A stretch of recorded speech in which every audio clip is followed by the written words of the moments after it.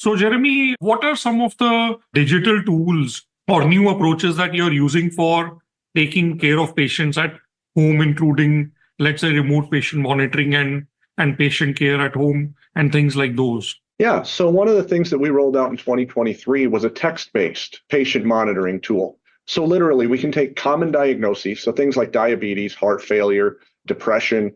We actually use it also in people that have been discharged from the hospital to make sure they have rapid follow-up.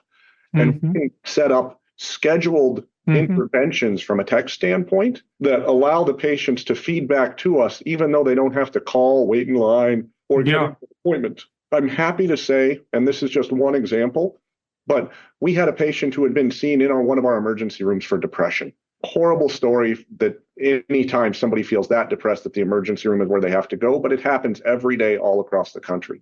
We sent her home with this monitoring, and about a week or two later, she actually replied on a scale of 1 to 10 that her mood was a 1. That set off an alarm for us. We were able to call her back. And it turns out she's a single mother at home being overwhelmed with what was going on in her life in general. And she had actually already written her suicide note. She was going to end her life.